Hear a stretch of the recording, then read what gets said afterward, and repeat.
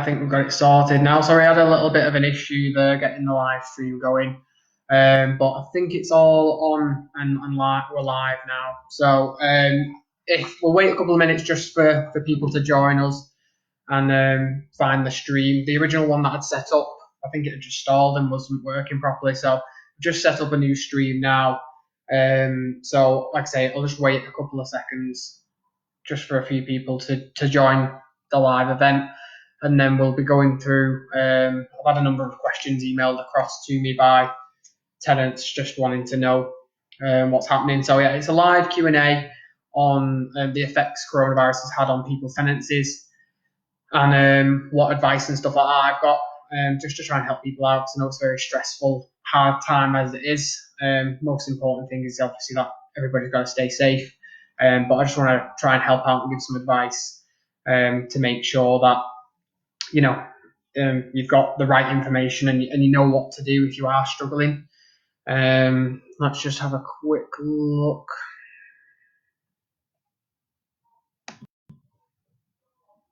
So,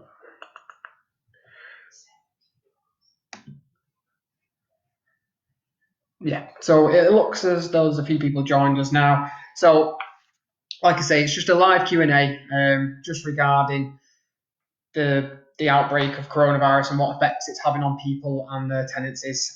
So the question I've had the most emailed into me is what are payment holidays?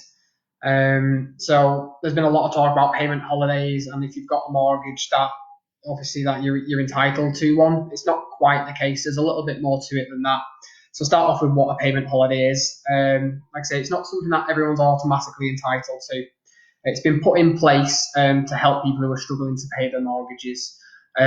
So if you are a landlord and you as the tenants are struggling to pay the rent, then the landlord's going to need to provide evidence to the mortgage company to get this payment holiday in place. So it's not automatically free money for the landlords, and it doesn't mean that they don't have to pay it. It's kind of a deferred payment. So they're not paying it now, but they will have to pay it later. And like I say, they're going to have to show evidence of this as well. So if you really are in a bad situation where you're unable to pay the rent, the landlord's going to need to show this to the mortgage company and get things in place that way. It's not as easy or it's not automatic either. So communication's key on this. If you are struggling to pay your rent, you need to communicate this with the landlord because obviously if you don't pay the rent to them, they might struggle to pay the mortgage. So it's, it kind of needs to go hand in hand, the communication.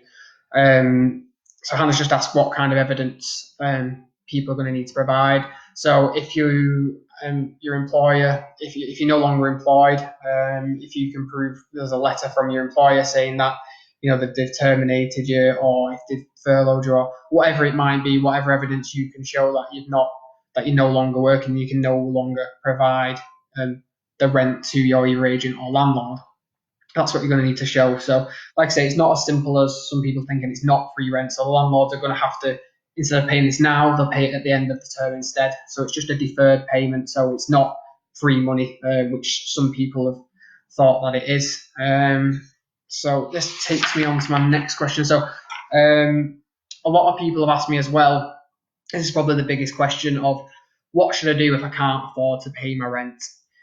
Now, if you can't afford to pay your rent, this is all about communication. You really need to communicate with either your letting agent or with your landlord. That's what it's all about. If you don't communicate with them, you're just going to land yourself in more hot water than you need to. Obviously, we need to be sympathetic at this time.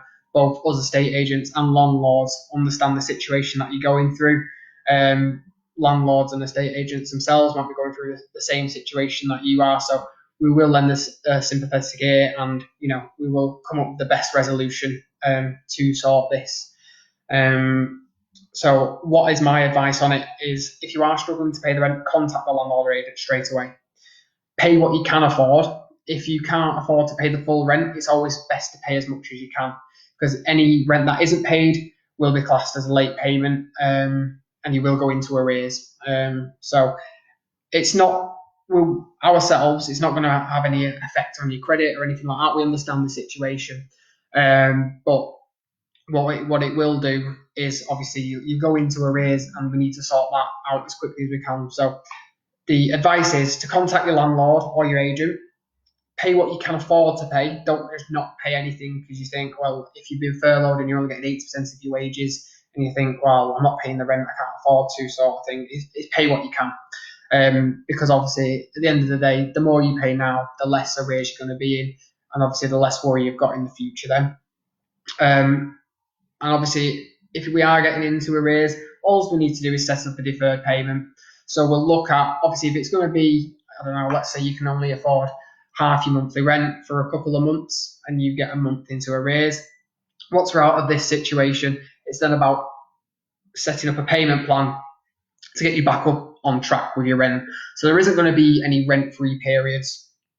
Same with landlords. If they have to activate the mortgage holiday, it's not a free period for them. They still have to pay it. It just gets paid at a later stage. So it'll work in the same way with your rent as well. So like I say, communication is your best protocol for this. Is as soon as you think there's a problem, speak to your agent, speak to your landlord, and we will be there to help you. We understand the situation that's going on. It's unprecedented times, and we will be sympathetic towards the situation. So the next question I've had in is about furlough. So there's someone saying they've been furloughed, they're only receiving 80% of the wage. What should they do? Now, if you are receiving 80% of your wage, I think in the most part, people will still be able to afford to pay the rent. We're not spending as much money as we normally would in our day-to-day lives. We're commuting that little bit less. We've not got any sort of leisure activities we can spend our money on. We can't go to the pub, we can't go to the cinema. So the money that we're normally spending, we can't spend at the minute. So obviously we're saving money there, like I say, commuting to work and stuff like that. A lot of us are working from home at the minute, so we're saving money there. So the 80% of being paid, hopefully you should still be able to pay your rent.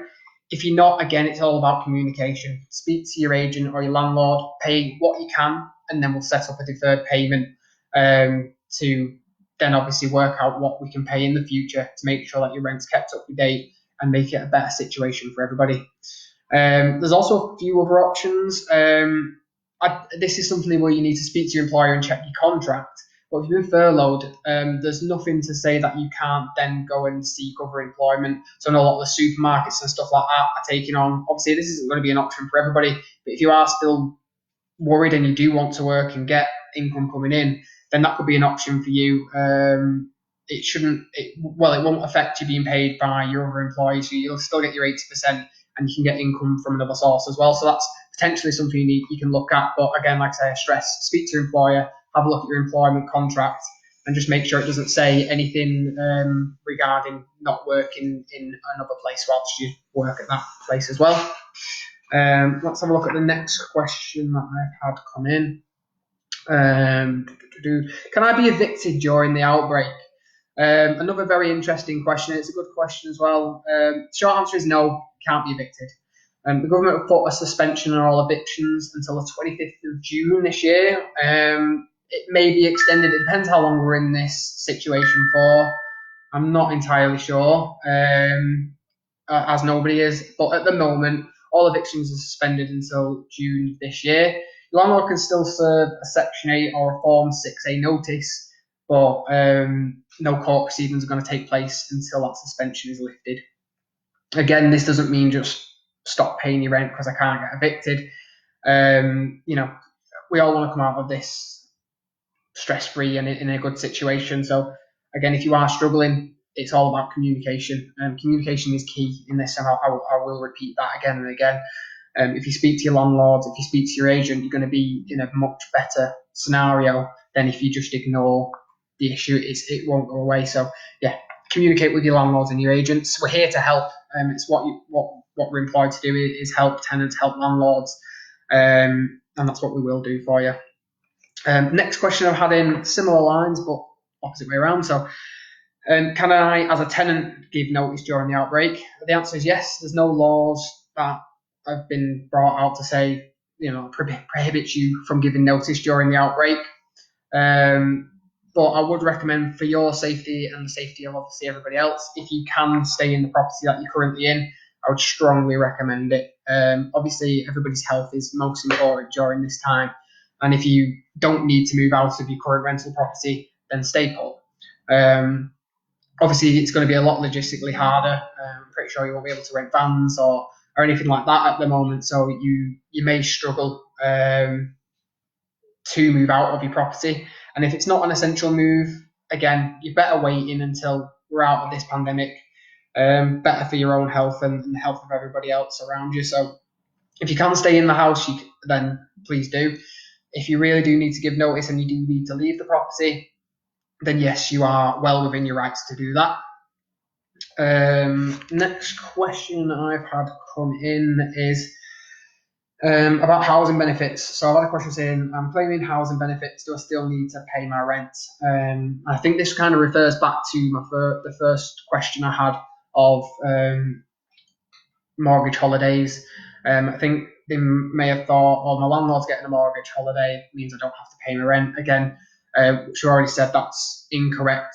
You need to pay your rent. There's no rent-free periods. And if you are on benefits, then the outbreak shouldn't have had any effect on the benefits that you're receiving. So you should be receiving the same benefits that you were prior to the outbreak. So you should have no issues in getting your rent paid. If for whatever reason you've stopped receiving your benefits or they've been cut, again, it's all about communication. If you speak to your landlord and your agent, we will work our hardest to make sure, if we can help try and get them restored, speak to the council or whatever it might be. We're here to help you as tenants to pay your rent and obviously get the income in for the landlords. So if you are a tenant and you're struggling and you are on benefits, you should still be getting your full benefits. This shouldn't affect it at all. So yes, your rent is still due to be paid in full. But if you are struggling, again, just reach out to your landlord, your agent, and we will do what we can to obviously help during this time. Another interesting question here about being made redundant. So, obviously, I've been made redundant. What should I do? Again, if you have been made redundant, it's worth speaking to your employer. If you've been made redundant from the 29th of February onwards, they might not be aware. You might not be aware yourselves, but you can be put onto furlough instead. So what this is the government paying 80% of your wages. So it makes no effects to your employer. They don't have to pay you anything. It all gets paid by the government. So that's 80% of your wage. So your employer can top this up if they want to, but they're not obliged to. So the government will pay 80%. So if you have been laid off from the 29th of February onwards, speak to your employer, see if you can get that put in place. And there's a cap at £2,500 on that.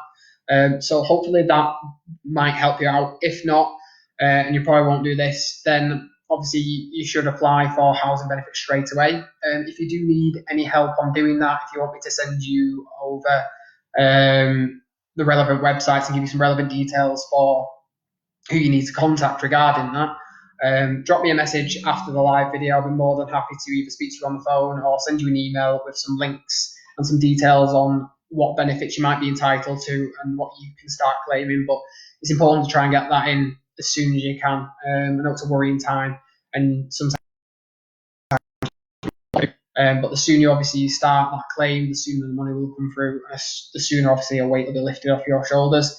And again, obviously I know a lot of the supermarkets are taking on at the minute. I know it's not what everybody wants to be doing at the moment, but if it is a massive worry and you do want to get the income coming in, it could be a short-term solution for you.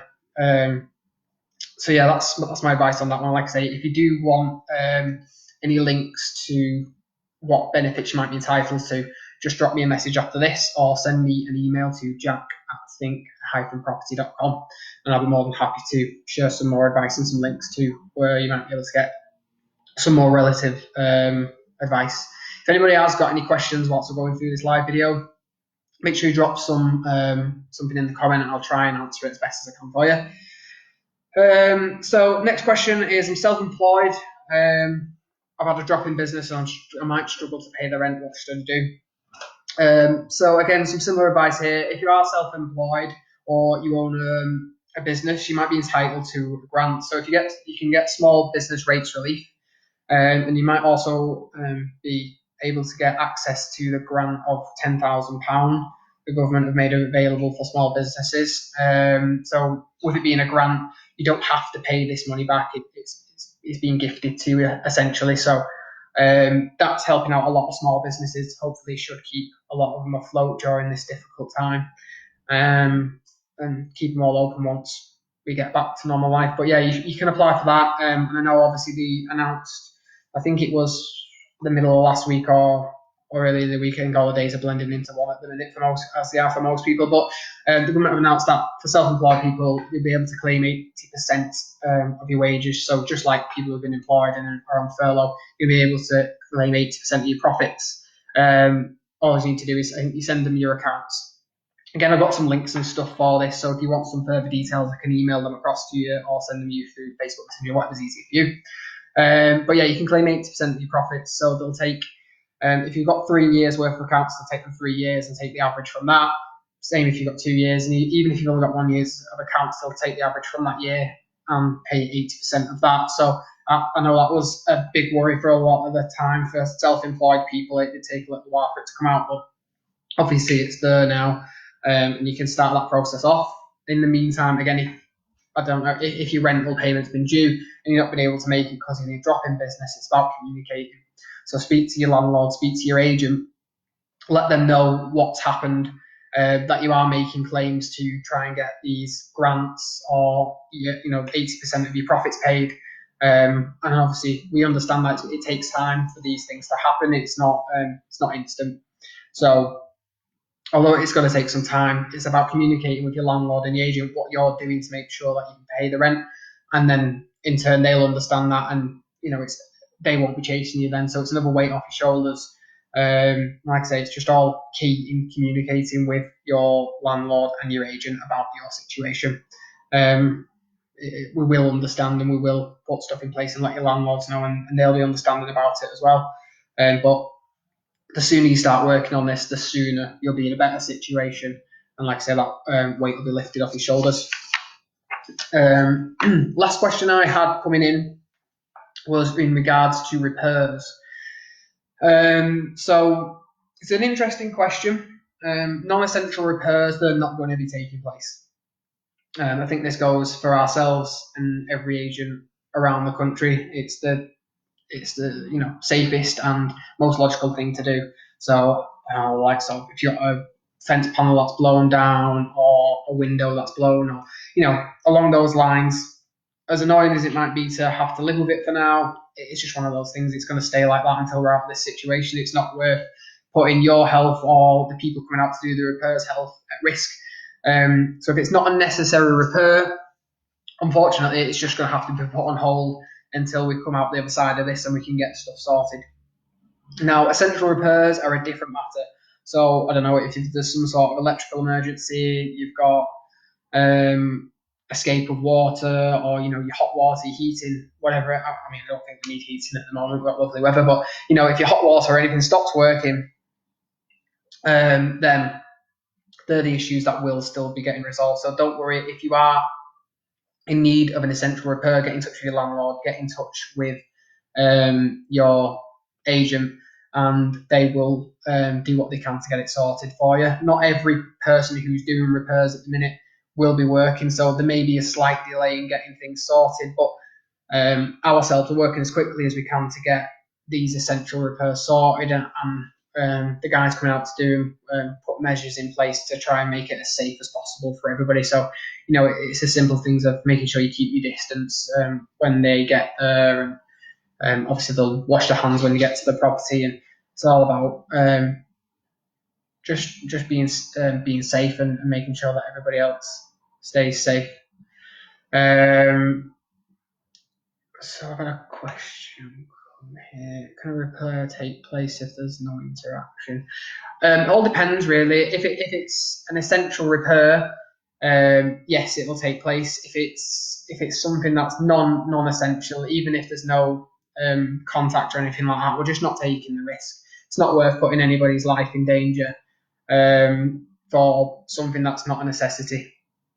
So only essential repairs will be taking place. So like I say, if you've got an electrical fault, if you've got a problem with your gas, things like that, leads me on to another thing, obviously, your annual gas safety certificates. I know a lot of you will probably have gas certs due now or over the coming weeks until we come out of lockdown.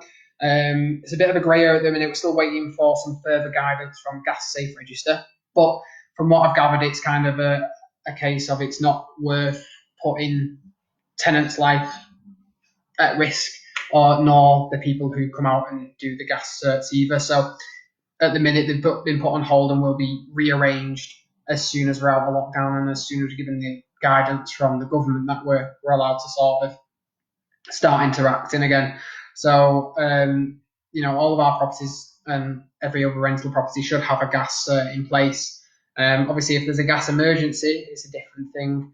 But your gas obviously should still be safe. You shouldn't have any issues with it. So yeah, at the moment, if your gas cert has been due in the last couple of weeks, I imagine it's not taking place, and it'll only take place once we're out of lockdown, really. So yeah, that's all of the questions that I've had emailed into me. I hope this was useful for people. I hope I've given you some good guidance and some handy tips and stuff, and try to help put your minds at ease. If you're a landlord and you're watching this video, drop me a message if you'd like me to do a similar video with some advice for landlords. It's something that we can create and do in the coming days. But yeah, thank you all very much for joining me. And like I say, if you've got any further questions, if there's anything I didn't answer, or there's lots of different situations out there. If I didn't speak about your specific situation, don't be afraid to drop me a message. I'm happy to give you some free advice, even if you're not one of our tenants, not one of our landlords.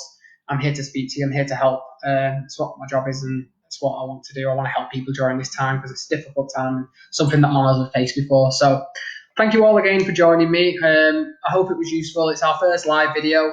If you liked it, drop us a message and we'll schedule some more about different things in the future. But yeah, thank you all for joining me and stay safe.